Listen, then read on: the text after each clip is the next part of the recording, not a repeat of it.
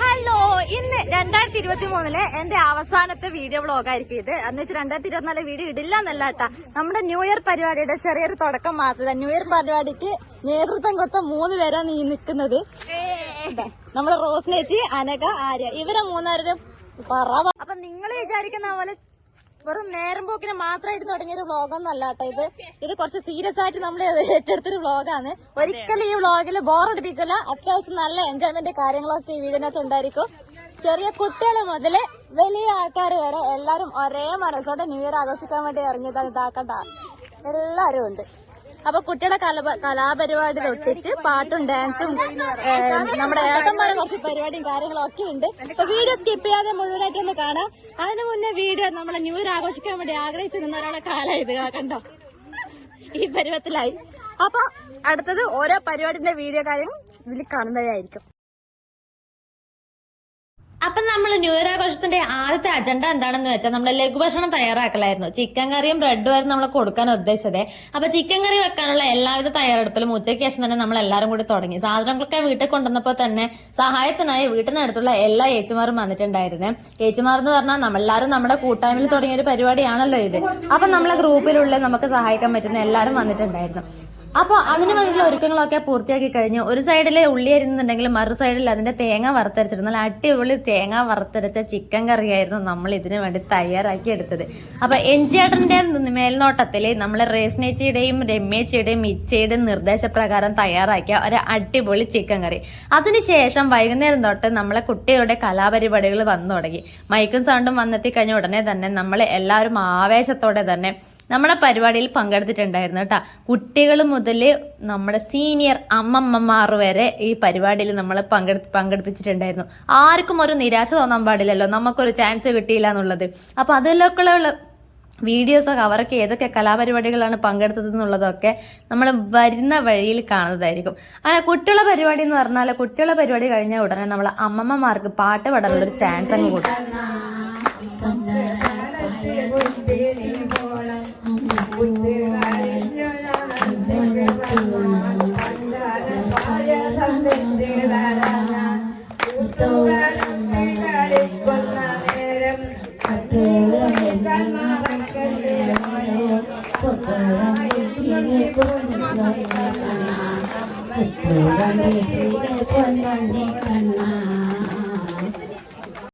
Mic കൊടുത്ത് അവർക്ക് പാട്ട് പാടാൻ ഒരു അവസരം കൊടുത്തപ്പോൾ അവരും ഹാപ്പി, കൂട്ടത്തിൽ നമ്മളും ഹാപ്പി. ഇതാ ഞാൻ പറഞ്ഞത്, ആരും ഈ പരിപാടിയിൽ നിരാശയോടെ പോകാൻ പാടില്ല. എല്ലാവർക്കും അവരവരെ കൊണ്ടാകുന്ന പോലെ ഓരോരോ പ്രകടനങ്ങൾ കാഴ്ചവെക്കാൻ കഴിഞ്ഞിട്ടുണ്ടായിരുന്നു.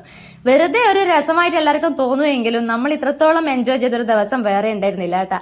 അപ്പം നമ്മൾ ഈ പരിപാടിയൊക്കെ കഴിഞ്ഞ് ബാക്കി നമ്മൾ ഈ വലിയ ആൾക്കാരുടെ കലാപരിപാടികളായിരുന്നു. അതായിരുന്നു വലിയ ഏച്ചിമാരുടെ ബലൂണ് പൊട്ടികള്. ഇതിലും നമ്മളെ ഫൈനലിൽ എത്തിയത് നമ്മളെ ലജ്നേച്ചിയും റോസ്നേച്ചിയും പരസ്പരം വിട്ടുകൊടുക്കാതെ വരെയുള്ള പോരാട്ടം.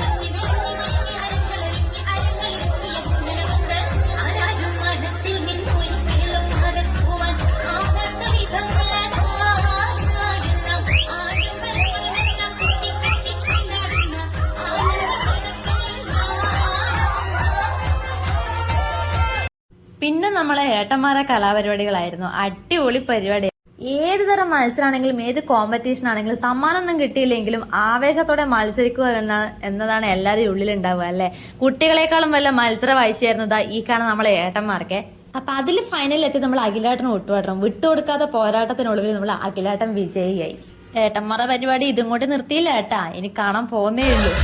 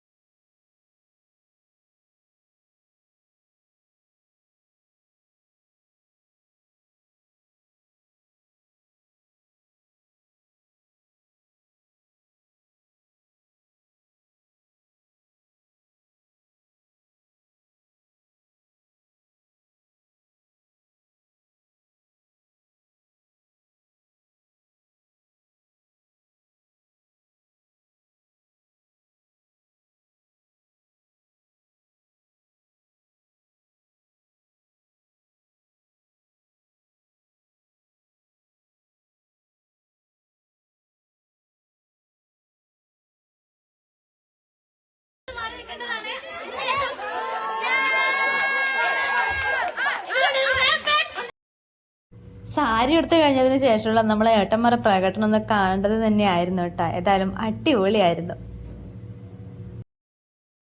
പരിപാടിയിൽ പങ്കെടുത്ത കുട്ടികൾ വെറുതെ നമ്മൾ നിരാശരായി മടക്കിയില്ല കേട്ടാ. അവർക്ക് സമ്മാനദാനം ഉണ്ടായിരുന്നു. അതിന്റെ നമ്മൾ സ്പോൺസർ ചെയ്ത് നമ്മൾ സതീശേട്ടനും മമ്പിളിയേച്ചിയും.